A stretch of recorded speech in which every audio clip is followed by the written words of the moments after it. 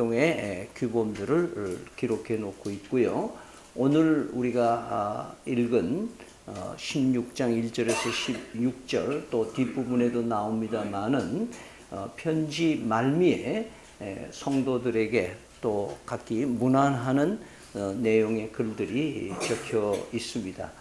오늘 이 문안하라라는 말의 단어가 16계절에 17번이나 반복해서 사용되어지는 걸로 봐서 대단히 중요한 단어라고 볼 수 있겠습니다. 이 문안하라는 말은 내가 그들을 기억하고 있으니까 그들도 내가 그를 기억하고 있다는 것을 좀 알려주라, 그런 의미로 문안하라는 말일 것입니다.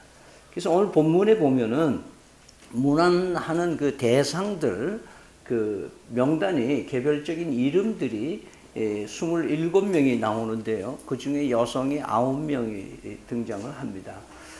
그러면서 그 개인들을 거명하면서 일일이 문안하라고 했을 뿐만 아니라 그 그룹, 집단에게도 그 집에서 모이는 그 교회에 있는 교인들한테도 또 함께 있는 형제들, 14절이나 15절에 보면은 함께 있는 형제들, 또 함께 있는 모든 성도들, 이렇게 이 안부 대상자들을 개인뿐만 아니라 여러 사람의 이 공동체, 그룹에게도 같이 문안하고 있는 것을 보게 됩니다. 이것은 자주 만날 수 없는 사람들에 대한 그 당시 문화로서는 오직 그 인편으로 보내는 편지, 뭐 요즘같이 우표 붙여서 보내는 편지도 아니고 인편으로 보내는 편지로 서로 문안을 했던 그 시대의 한 모습을 우리는 보게 됩니다. 그러면서 이 폭넓은 문안 대상들을 이렇게 바울 사도가 참 세밀하게 기록하고 있었던 것은 상당히 우리들에게 좀 새로울 수 있습니다.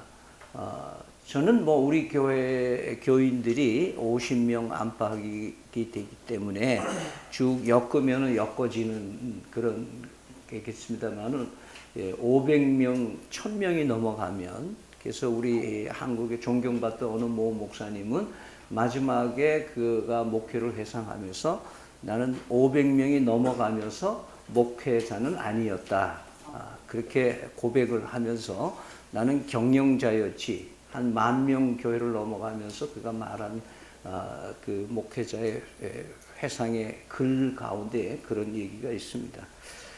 우리 주님께서는 나는 선한 목자다, 선한 목자는 양들을 위하여 목숨을 내어놓는다, 그리고 문으로 들어오고 나아가고 하면서 내가 그들의 이름을 알고 그들은 내 목소리를 안다, 그렇게 말씀하시는 예수님의 모습은 일일이 성도들의 이름들을 기억하고 있고 또 문안하는 우리 바울 사도의 모습에서 우리는 상당히 감동을 받습니다.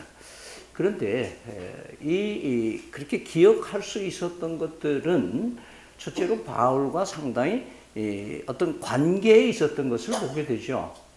그 첫사람 베베라는 사람이 그 보호자 역할을 하는데 이 여성이 지금 이 편지를 가져간 것 같이 지금 기록을 하고 있습니다. 그래서 초대교회에 상당히 중요한 역할을 해낸 그런 여집사가 아닌가, 이렇게 얘기들을 하면서 상당한 재력도 있고 또 괜찮은 분이었을 것이다. 그래서 그분이 바울 사도의 보호자 역할까지 할 수 있었던 그런 신앙의 사람의 모습을 이제 첫 번째 하면서 브리스기라와 아굴라에 대한 얘기를 하면서 쭉 이제 사람들이 이름이 나오는데, 그 사람들과의 관계를 사랑하는 자, 동력자, 수고한 자, 또 함께 갇혔던, 감옥에도 같이 있었던 자, 그리고 권속, 한 패밀리, 그 다음에 친척, 가족, 형제, 성도, 심지어는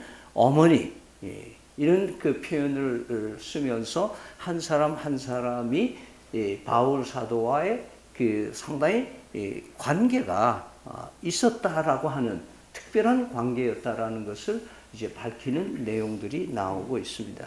이것은 바로 사역자와 성도들과의 관계가 이런 아름다운 관계를 가지고 교회가 형성되어 있었고 그런 교제들이 있었던 것을 우리는 보게 됩니다. 두 번째는 오늘 본문에서 보는 것은 더 나아가서 바울과 이런 그 성도들과의 관계가 단순히 나한테 잘해주고 나 대접을 잘해줬고 나와 같이 고통을 감수했고 나와 함께 이 동행해주기도 하고 내 필요한 것들도 채워주고 그렇기 때문에 그들을 특별하게 기억하고 있었던 것이냐. 그래서 상당히 그렇게만 끝날 뻔한 이 성경 말씀 가운데 우리의 눈을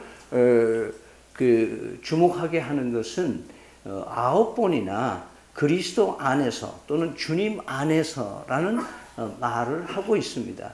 2절에서도 그리스도 안에서라는 표현하고 3절에서도 주 안에서 7절, 8절, 9절, 10절, 11절, 12절, 13절 그리스도 안에 있는 성도들의 모습들을 얘기를 하고 있는 겁니다.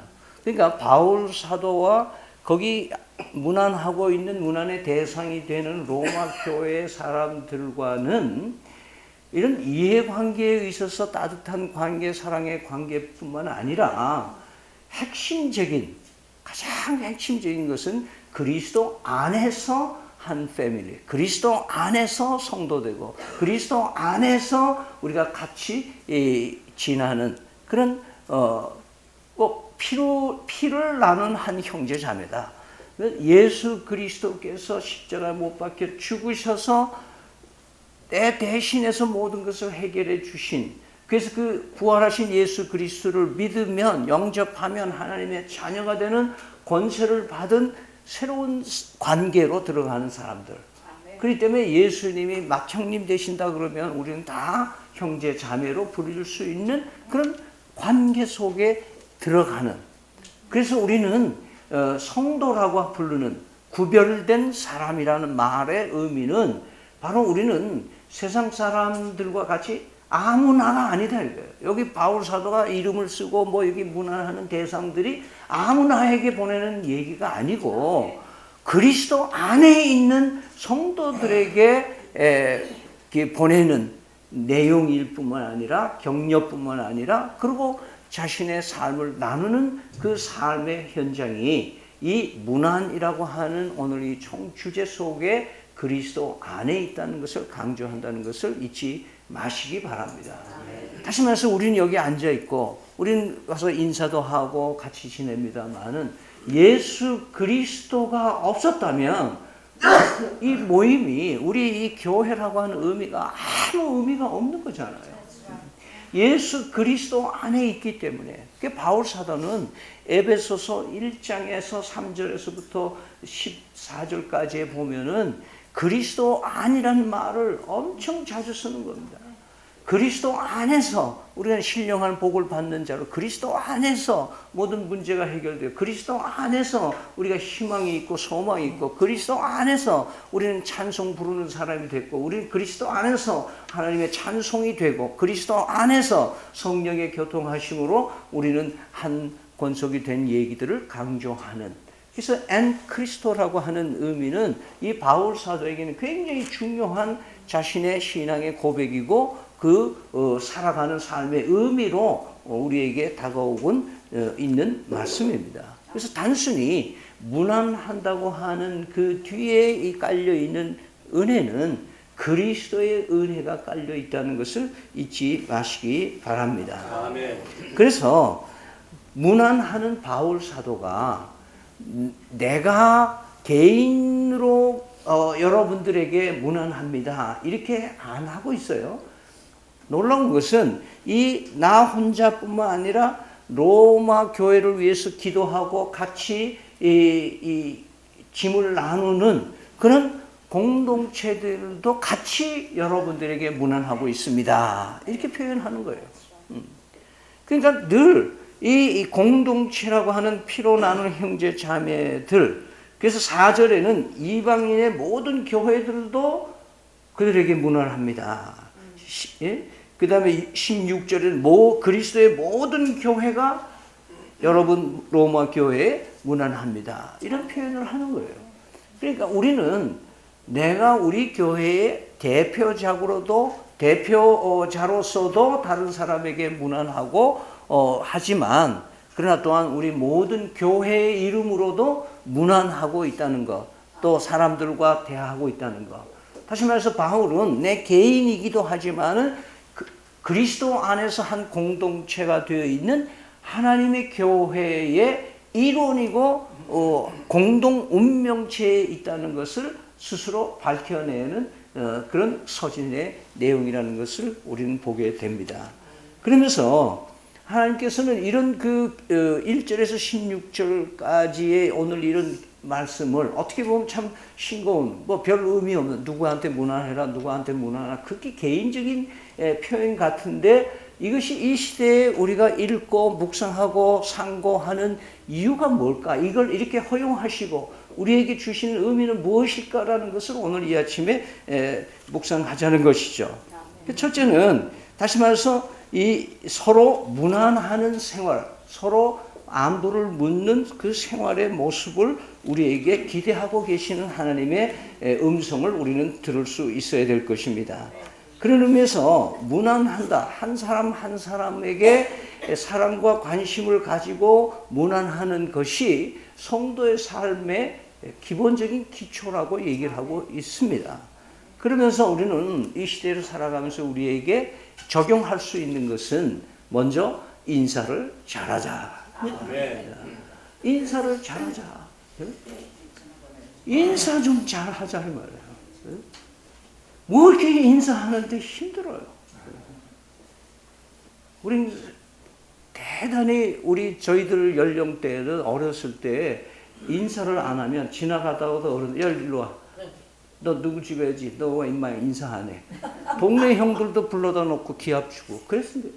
물론 군대 가면은 경례 안 하면 얻어 터지기도 하고 그러지만은 인사를 어렸을 때는 일부러 우리 모친이 아버지도 안 계시고 그러니까 이 형제를 누님은 먼저 멀리 가 있으니까 모르니까 우리들 데리고 명절 때만 되면 그냥 일가 친척들 데리고 다니면서 한 끼 얻어 먹이는 것도 중요하지만은 중요한 것은 거기 가서 인사를 하는 거예요.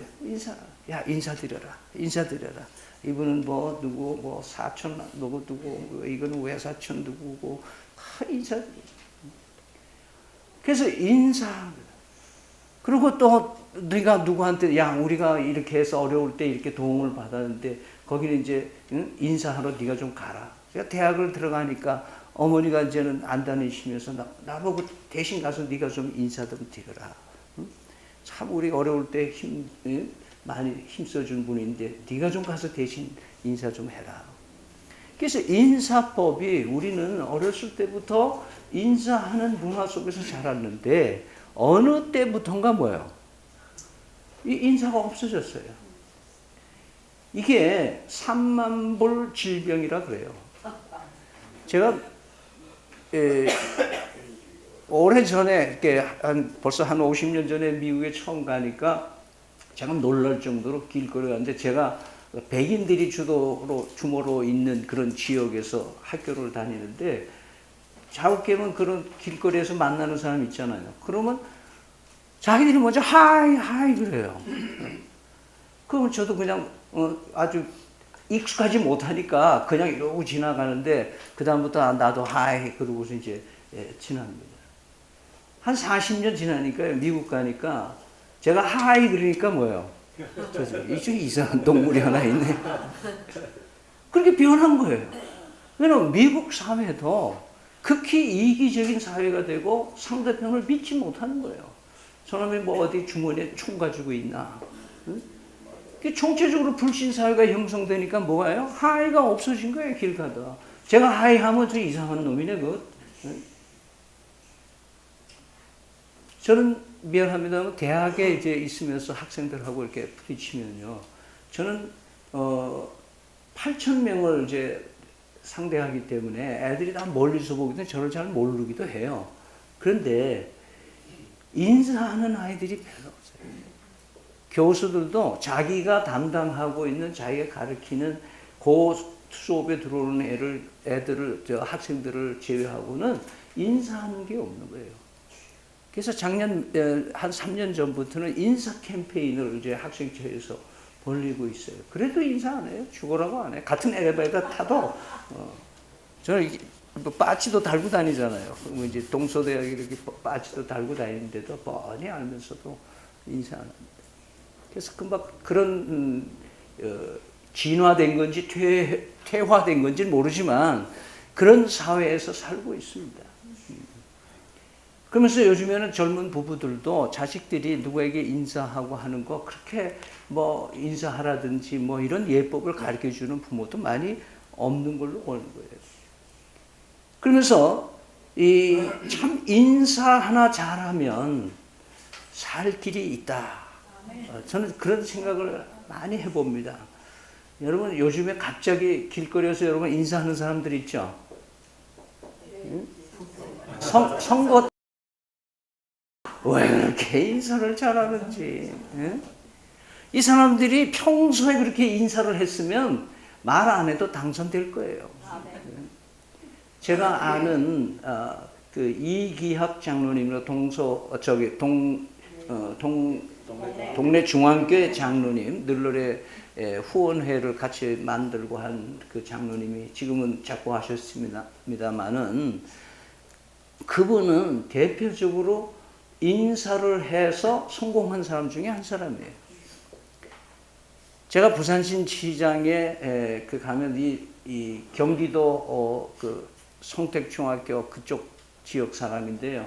여기 와서 부산에 객지에 와가지고 부산시 시장에서 조그만 점포를 얻어가지고 그 특수한 뭐 이런 그 가방 제작하고 뭐 이런 데에 부속을 이제 납품하면서 살던 사람입니다.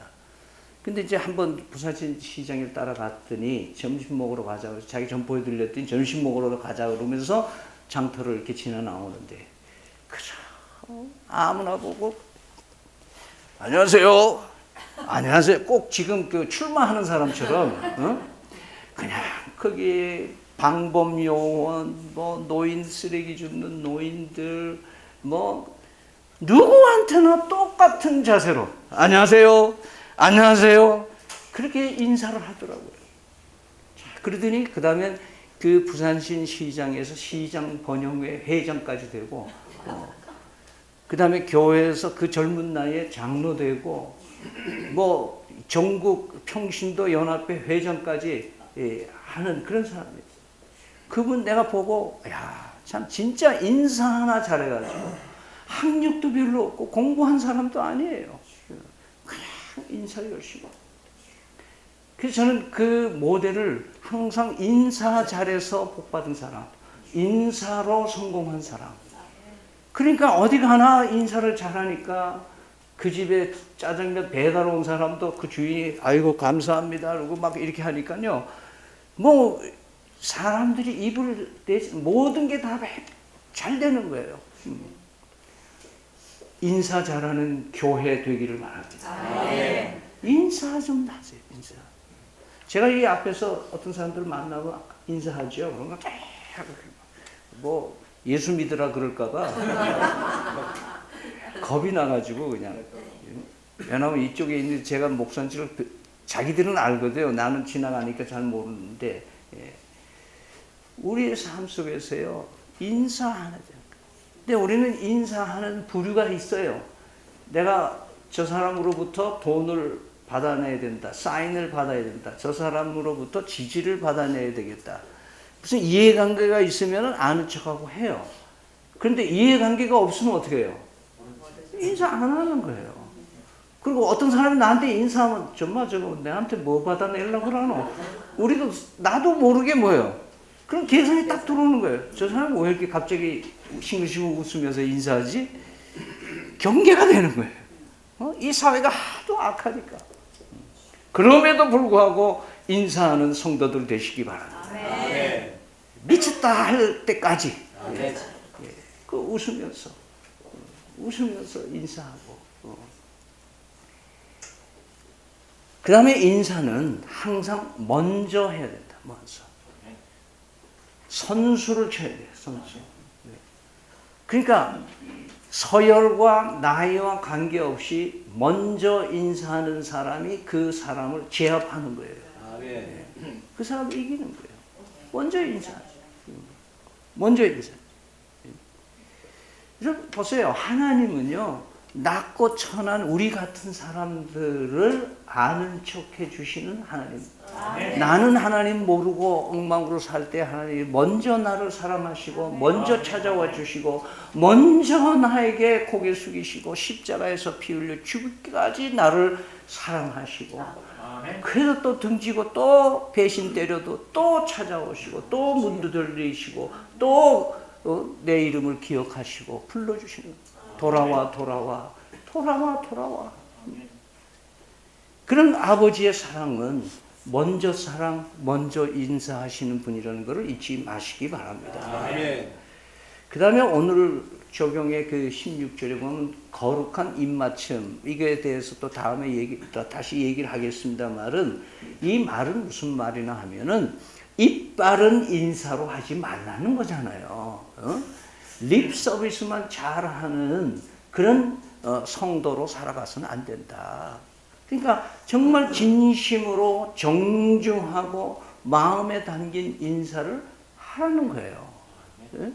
그러니까 내가 내 죄를 알고 나의 흉악함을 자꾸 알고 깨닫는 사람에게는 뭐예요? 다른 사람을 볼 때 나보다 더 훌륭할 수 있는 분이라는 것을 생각을 할 수 있는 여유가 있기 때문에 어린 아이에게도 절을 하는 거예요. 여러분 자꾸 하신 김종수 목사님 저희 교회 와서 부흥회 하면서 그 영감이 애들 다 나오라 그래가지고 아이들 쭉 서니까 거기다 대고 큰 절을 다 앞으로 크게 될 사람들, 저 사람이 나중에 큰 위인이 되면 그 사람이 날 만나주지 않을 수도 있겠지만은 그래도 지금 내가 잘 보여야 된다. 그래서 인사하는 거예요. 이것이 우리가 인사 문화를 개혁하고 변화시켜 나가서 그저 먼저 인사하고 진심으로 그 마음을 그 다음에 우리는 이 문화에 따라서 인사하는 방법이 다를 수도 있어요. 미풍양속이 다를 수 있어요. 제가 좀 검색을 해보니까 뭐 다 기억은 제가 이걸 오래 얘기를 해봐야 성경 말씀이 아니니까 제가 얘기를 안 하는데 어떤 데는 코를 비비면서 인사하는데 뭐 어떤 데는 한 번 허그하는데 한 번은 두 번 하는데 어떤 때는 세 번 하는데 또 어떤 데는 허그해서 키스를 하면은 그냥 입술은 내지 말고 소리만 내라 그렇게 뭐 그런 것도 있고 뭐 다양하죠. 악수를 하는데 뭐 이렇게 악수를 하는 거 두 손을 잡고 하는 거 뭐 악수하면서 또 절하는 거. 일본 사람들은 또 요즘 우리나라 이 배꼽 인사라 그러나요? 이렇게 인사하는 거를 안 된다 이거예요 요즘. 그렇게 인사하는 맥도날드에 일본 사람들이 안 간다는 거예요. 왜냐하면 그건 한국식 인사이기 때문에 안 된다. 그래서 우리는 각 문화의 인사 방법이 다를 수도 있어요. 그런데 오늘 우리 성경 본문에는 인사하고 문안하는 것을 뭘로 했습니까? 편지로 했잖아요. 그죠? 편지로 했어. 그러면 요즘에 편지로 문안하는 사람 누가 있어요? 없어요? 거의 없어. 편지로 문안 오는 거는 고지서, 네? 돈 내려는 거, 그 다음에 청첩장, 뭐 이런 것들이 우편으로 오지, 예? 대부분 우편을 안 해요. 그런데도 우리는 뭐예요? 대문에 나가면 우편민이 없나 있나 평생 편지 한 장 안 쓰면서도 편지를 받고 싶어 하는 마음은 누구나 있는 거예요. 자, 바울 사도가 편지를 써서 일일이 안부했다. 그러면 이 시대를 살아가는 우리에게는 뭘 하라는 뜻인가? 뭘 하는 뜻인가? 여러분, 이 시대는요, 소통 방식이 엄청나게 지금 진화되어 있습니다. 여러분 개인 폰은 다 하나씩 가지고 계시죠? 그 폰의 성능에 따라서 좀 차이는 있겠지만은 전화기 정도는 다 가지고 있더라고요. 제가 20년 전에 시드니 공항에 가니까 청소하는 아줌마가 저 휴대폰을 허리에 차고 이렇게 야, 이 나라는 청소하는 아줌마도 있네 그랬더니 우리나라가 금방 그래 됐잖아요. 네? 이렇게 좋은 문화 이익들이 있어요. 인터넷에 들어가면 이메일 있죠. 전자메일로 소통할 수 있죠. 그다음에 요즘에 우편도 대부분 제일 확실하면 택배가 제일 빨라. 그래서 웬만하면 다 택배. 그다음에 폰에서는 여러분 영상 눌러서 전화를 하면 어떤 사람은 잘못 눌러가지고 영상으로 나한테 무난하시는 분도 계시는데 나중에 민망해가지고 우리가 지금 살고 있는 이 시대는 어느 시대보다도 소통할 수 있는 매체가 엄청나게 많습니다. 각종 요즘에 그 포토 사이트에서 무슨 댓글 문제 나오고 뭐 얘기하고 이러잖아요. 이런 것들이 다 뭐예요? 이 소셜 네트워크라 그래가지고 모든 이 통신망에 의해서 그리고 이것도 통신망은 요즘에는 그냥 유선으로 된 게 무선으로 되고 와이파이가 되고 그 다음에는 클라우드라는 게 있어요. 클라우드란 말은 구름이라는 말이에요. 그러면은 어떤 옛날에는 저장 장치에 슈퍼컴퓨터에서 데이터를 이렇게 이 하드웨어가 저장해 놓고 하는 게 아니라 구름과 같이 저 하늘에다가 저장 장치들이 돼 있는 거예요. 우리 컴퓨터 이 공학을 하는 우리 학생이 있어서 내가 더 이상 얘기하면 무식하게 될 것 같아서 더 이상 얘기를 안 하지만은 여러분들 우리는 지금 제가 한 달에 문자를 한 1,500개를 날립니다. 그러면 답이 오는 거는 어느 정도냐? 10손가락에 불과해요. 여러분들도 지금까지 문자 받는 분 있을 겁니다. 근데 제가 아는 어떤 나이 많으신 노인네는 문자를 못하니까 어떠냐? 기억, 니은 이게 답이 오는 게 그렇게 나와. 그래도 내 마음은 뭐예요? 아, 이거 문자를 받았구나 하는 거를 보는 거예요. 그러니까 뭐가 돼요? 연결이 되는 거예요. 이것은 앞으로 우리가 소통을 할 때 어떤 사람은 물론 뭐 사람들이 그래 얘기를 해요. 타입이 어떤 스타일이냐에 따라서 답을 하는 사람도 있고 안 하는 사람이 있고 또 외부에서 보내는 자동으로 보내는 그런 문자는 답을 안 하는 그런 그 젊은이들의 문화도 있긴 있어요. 그러나 사실은 어떤 것이든지 간에 여러분에게 어떤 메시지가 들어오고 소통이 들어오면 여러분들이 좀 귀한 거 있으면 어떤 분은 제가 미국에 있는 분 한 번 만나니까 그 미국에 그 자기 폰에도 그게 들어온다는 거예요. 그래서 자기는 다른 건 다 지우는데 제가 보내는 성경 구절은 그대로 다 모아놓고 늘 시간 있으면 보게 된다. 그렇게 얘기를 하더라고요. 그래서 그 얘기 좀 나한테 해주지. 그럼 나도 좀 덜 피곤하고 어떤 분은 그래요. 저한테 좀 그런 거 보내지 마세요. 제가 눈도 나쁘고 읽지도 못합니다. 그러시는 거예요. 그리고 어떤 분은 그래요. 목사님 귀찮은데 하지 마세요. 괜찮아요. 그 돈 들죠? 돈 들어요. 내가 장로님한테 25원도 못 씁니까? 우리의 삶 속에서 우리가 조금 같이 무난하고 하는 거. 제가 우리 와이냐 친구들하고 이제 일주일에 한 번 내지 두 번씩 카톡으로 이렇게 메시지를 이렇게 한 번씩 합니다. 왜냐하면 그들이 어떻게 생각할지는 몰라도 목사님이 최소한도 나를 생각하고 있구나. 이게 문안이 되는 거 아니겠습니까?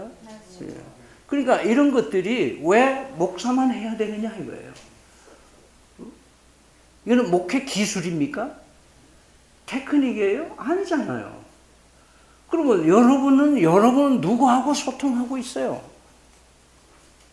여러분은 여러분 소그룹끼리, 여러분이 가지고 있는 가족들끼리, 일가 친척들끼리 평소에 한 번도 연락 안 하다가 어느 날 갑자기 전화해가지고 내가 오늘 갑자기 급전이 필요한데 니 좀 온라인으로 좀 보내도 이러면 될까요? 안 될까요? 정치 아나운서는 평소에 인사를 잘했으면 이렇게 고생하면서 인사 안 해도 되는데 다 같은 원리입니다. 하나님께서는 우리 성도들이 서로 무난하고 서로 소통하며 살기를 원하시는 거예요. 그래서 교회는 네 기둥이 있어요. 하나는 예배, 하나는 교육, 하나는 교제, 하나는 전도. 네 기둥이 있어요. 그래서 이 교회의 의미 가운데는 코이노니아라는 말이 있는데 이것은 교제한다는 거예요. 성도가 서로 무난하고 하는 거예요. 어떤 사람은 그런 사람이 있어요. 아무 개가 교회 안 나옵니다. 목사님 그 신방 해봤어요? 전화해봤는겨? 그래요. 내가 대봐서 말은 못하지만 뭐예요? 당신이 좀 하지. 예? 그 사람 요즘에 건강이 어떤가요? 나한테 묻지 말지. 본인들이 물어보지. 예? 그래가지고 그 얘기한 내용을 목사에게 좀 주면 좋잖아요. 목사님, 그 자매가 어떻게 해서 힘든가 본데 좀 기도해 주세요. 이게 성도의 교제 아니겠습니까? 그렇게 살아야 되는 겁니다. 이것이 오늘 바울 사도의 로마서의 마지막 부분에 문안하는 긴 16계절에 하나님이 우리에게 이 시대에 이 글을 읽게 하신 의미와 그리고 그 도전이 여기에 있다는 것을 잊지 마시기 바랍니다. 아멘. 여러분, 우리 교회는 이 교회당이 광학기제 이 도산매 하는 사람들의 유통센터예요. 이거를 우리가 사가지고 복음의 유통센터가 된 거예요. 아멘? 네.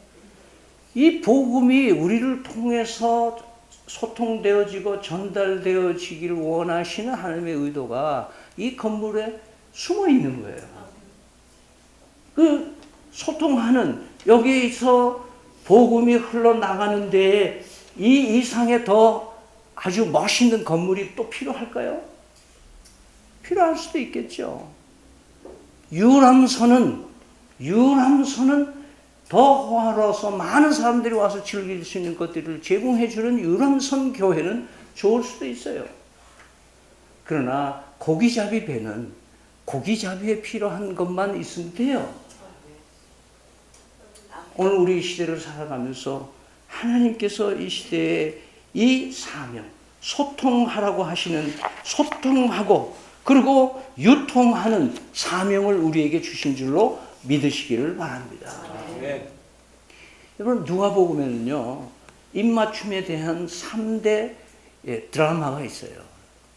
하나는요, 여기서 입맞춘다는 말은 그 풍속의 차이가 유대인들의 하나의 풍속인데요. 이 존경과 그리고 신뢰와 그리고 사랑을 표하는 방식이 입맞춤이에요.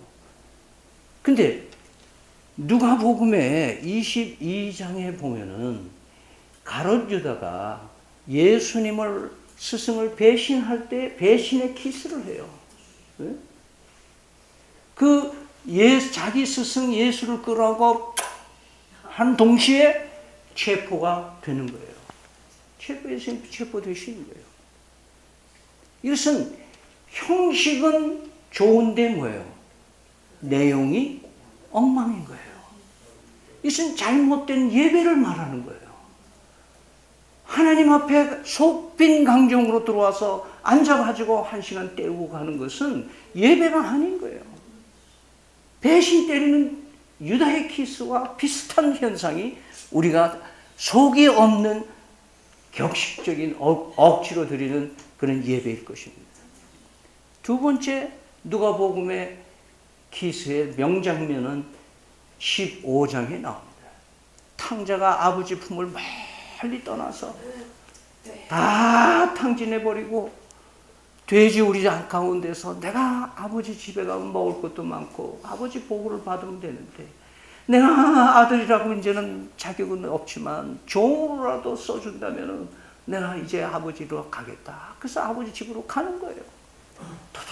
터덜터덜 서영필에 가는 거예요. 냄새나고 더럽고 추하고 엉망진창이 된 이 탕자가 집 앞에 가까이 오는 거예요. 여러분, 유대인들은요, 그 어른들은 뛰어다니는 게 없어요. 뛰어다니면 안 돼. 우리나라 옛날 양반들이 그랬다죠. 그리고 신발도 안 신고 뛰어가는 건 더군다나 없어요. 근데 이 아버지가 얼마나 아들을 기다렸으면 맨발로 뛰어가서 아들을 껴안고 웰컴! 이게 하나님의 사랑인 거예요. 하나님은 우리 같은 죄인을 끌어안아주시는 키싱 하나님이에요. 사랑하는. 그게 돌아와. 세 번째 드라마는 누가복음 7장에 나와요. 한 바리새인이 예수님 앞에 폼 잡느라고 예수님을 자기 집에 초청했어요. 지도 죄인이면서 뭐 굉장히 의로운 사람처럼 예수님을 모셔놓고 애천을 나누는데 한 죄인 된 여자, 그렇게 돼 있어. 한 죄인인 여성이 예수님을 찾아왔어요. 예수님 뒤따라오면서 계속 따라오는 거예요. 그래서 눈물로 예수님의 발을 씻기고 머리칼로 풀어서 예수님의 발을 씻며 예수님의 발에다 그것도 한 번도 아니고 계속해서 뽀뽀를 하는 거예요. 그러니까 이 바리새인이 말이야, 예수님 저 여자 누군지 알죠? 어떻게 그거 그냥 저러고 있는, 발 만지고 막 그런 거 그냥 있습니까? 근데 예수님이 이런 얘기를 합니다. 야, 500데나리온 빚진 사람하고 50데나리온 빚진 사람하고 탕감을 받으면 누가 더 은혜가 더 크겠냐? 그러면서 이런 말씀을 하십니다. 그 여자를 돌아보시며 시몬에게 이르되 이 여자를 보느냐, 내가 너희 집에 들어올 때 너는 내게 발을 씻을 물도 주지 아니었으되 이 여자는 눈물로 내 발을 적시어 그 머리털로 닦았다. 두 번째, 너는 내게 입맞추지 아니하였을 때 그는 내가 들어올 때로부터 내 발에 입맞추기를 그치지 아니하였다. 너는 내 머리에 감람류도 붙지 않았을 때 그는 향유를 옥합을 깨뜨려 내 발에 부었다. 여러분, 이것은 회개의 눈물이며 경배와 찬양이고, 그리고 하나님 앞에 나의 온전히 드리는 봉헌이고 헌신입니다. 아멘. 이것이 예배인 거예요. 이것이 하나님과의 소통하는 우리의 진정한 예배의 삶인 태도라는 것을 오늘 우리는 거룩한 입맞춤에 대한 묵상의 말씀인 것입니다.